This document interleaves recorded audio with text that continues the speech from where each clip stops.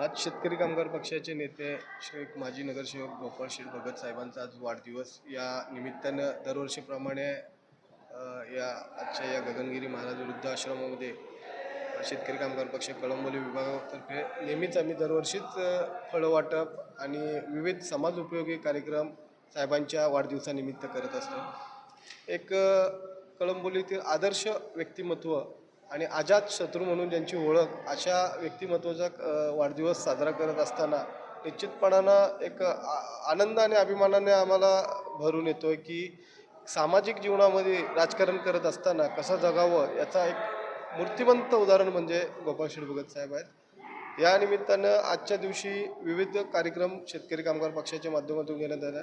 आज आम्ही या आश्रमात आहोत, फळं वाटप करतोय। तत्पूर्वी ज्येष्ठ आमचे नेते गोपाळ शेठ भगत यांचं जर राजकीय आपण प्रवास जर पाहिलं ते पंचायत समितीचे सभापती होते आणि विशेष म्हणजे पनवेल महानगरपालिकेच्या पहिले नगरसेवकसुद्धा होते आणि ते नगरसेवक होताना अनेक विषय जे कळंबोली संदर्भात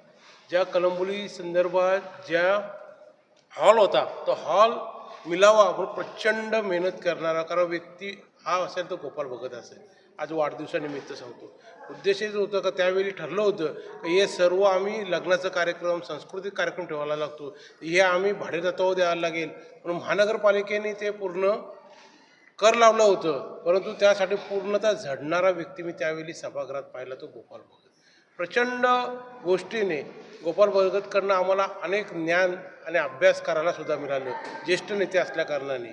आणि विशेष म्हणजे ज्या गावासाठी न राहता कळंबोली कॉलनीमध्ये सर्व समाजातील लोकांना घेऊन चालणार, ते माझे वारकरी समाजातील लोक असू द्यात किंवा ज्या म्हणजे काही मुस्लिम समाजाची लोकंसुद्धा या शीख समाजाची सुद्धा लोकांसुद्धा प्रचंड समाजासाठी प्रेम असणारा व्यक्तिमत्व म्हणजे आपल्या भागामध्ये आम्हाला या व्यक्तिमत्वासारखा व्यक्तिमत्व मिळणे माझ्या जीवनात एक मी प्रेरणा ठेवलेली आहे।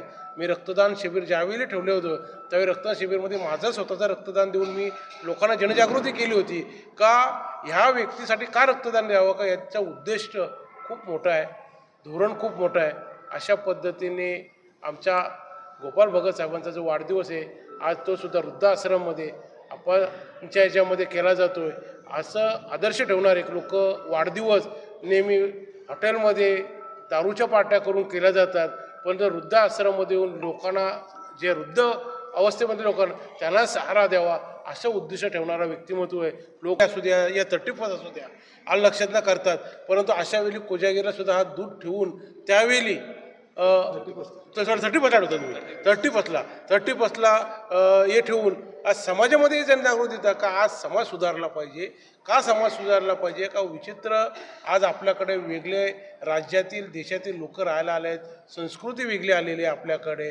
तर संस्कृती येत असताना सुद्धा आपण आपला समाज आपली मुलं बिघडू नये म्हणून त्या दिवशी 30+ला हे सांस्कृतिक कार्यक्रम कीर्तनाचा कार्यक्रम ठेवून लोकांना जनजागृती करण्याचा असं दुर्मिळ नेतृत्व पाहणारे व्यक्तिमत्व म्हणजे गोपाळ भगत आहेत।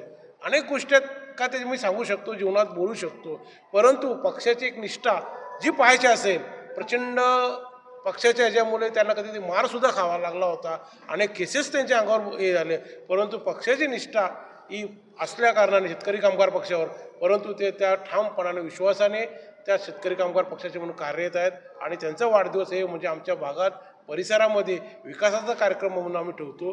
अशा पद्धतीने आज आम्ही वृक्षारोपणाचा कार्यक्रम ठेवलेला आहे। त्या वृक्षारोपणाच्या कार्यक्रमात गोपाळ शेठ भगतांच्या वाढदिवसानिमित्त आम्ही हा कार्यक्रम ठेवलेला आहे आणि त्याप्रमाणे आम्ही पर्यावरण कसा समृद्ध राहावा हा सुद्धा उद्देश त्यांच्याकडनं घेत असतो आणि करत असतो आणि आजच्या कार्यक्रमाला उपस्थिती मिळाली त्याबद्दल मी धन्यवाद।